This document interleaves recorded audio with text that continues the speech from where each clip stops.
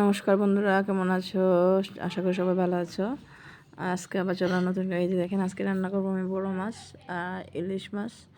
এই যে দেখেন ইলিশ মাছের ছোটো ছোটো ইলিশগুলা, ইলিশের লেজাগুলা। আর যে দেখেন বড়ো মাছ বাচ্চাদের জন্য, ইলিশ মাছ তো বাচ্চারা খেতে পারবে না, আর আমাদের জন্য ইলিশ মাছ রান্না করব। আর সাথে কচুর মুখে দিয়ে আমি রান্না করবো, আর পুঁটি মাছ দিয়ে আমি চড়চড়া করবো। মানে এই পুঁটি মাছ দিয়ে ধনিয়া পাতা আছে, ওইগুলো দিয়ে আমি চড়চড়ায় মেখে চড়চড়া করে রান্না করব। ওইগুলো খেতেও অনেক মজা হয়। আর এই যে দেখেন মাছগুলো আমি ফ্রিজ থেকে বের করে ভিজিয়ে নিলাম। আর এই যে মুখিও মাছগুলো আমি ভেজে রেখে দিচ্ছি। পেঁয়াজও কাটা শেষ, আমি মুখিও কেটে নিচ্ছি, সেটা আর দেখানো হয় নাই। ভেজে নিচ্ছি আমি মাছগুলা, মুখিও কেটে নিচ্ছি। যে দেখেন ধুয়ে রেখে দিচ্ছি আমি।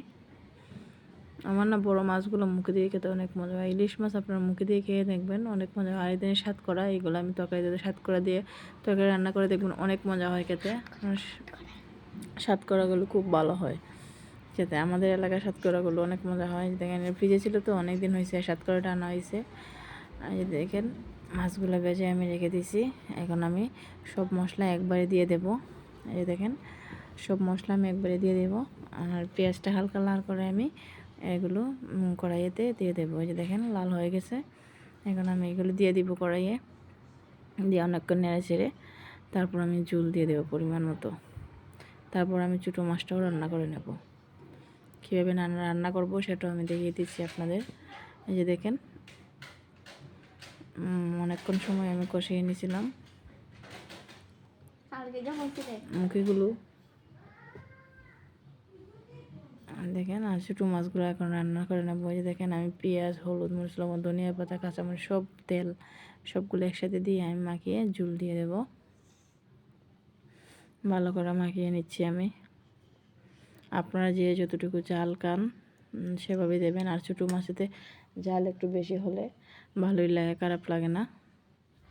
আমি একটু ঝাল বেশিই দিছি, কারণ ছোটো মাছের ঝালটা হলে আমার ভালো লাগে। বাচ্চাদের জন্য তো বড়ো মাছ রান্নাই করছে। এই যে দেখেন এখন আমি এটাতে ঝোল দিয়ে দেব পরিমাণ মতো, অল্প করে দেব, বেশি দেব না। ঝোল দিয়ে তারপর আমি মাখা মাখা করে এটা হলে নামিয়ে নেব। দেখেন কালারটা দেখছেন, এখানে মনে হচ্ছে তরকারি রান্না করা হয়ে গেছে। এই যে দেখেন লুকটা দেখেন কি সুন্দর লাগতেছে, সেই লাগতেছে লুকটা।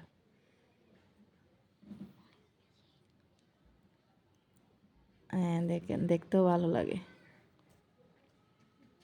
খুব সুন্দর লাগতেছে। এই যে দেখেন আমি এখন পানি দিয়ে দেব।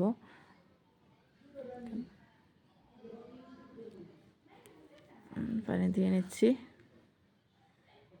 বেশি পানি দেবো না, অল্প করেই পানি দেবো। আপনারা যার যতটুকু ঝোল খেতে চান ততটুকু। তবে এইগুলো শুকনো শুকনোই ভালো লাগে, মানে তরকারির নিচে নিচে যদি একটু ঝোল রাখেন ওইগুলোই খেতে অনেক মজা হয়। তারপর আমি বড়ো মাছও রান্না করে নেব। বাচ্চারা বড়ো মাছগুলো খেতে ভালোবাসে, ইলিশ মাছ খেতে পারে না কাটার জন্য, আমিও ভয় পাই ওদের খাওয়াতে। আর প্লিজ আপনারা যদি আমার ভিডিওগুলো ভালো লাগে তাহলে লাইক, শেয়ার, সাবস্ক্রাইব করে দেবেন।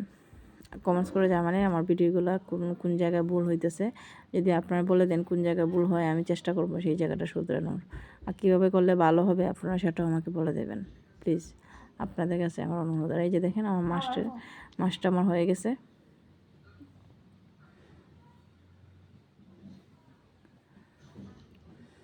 এখানে আমি আর একটু ঝোল কমে আসলে আমি মাছটা নামিয়ে রাখবো। যে দেখেন বড়ো মাছটা আমার রান্না হয়ে গেছে।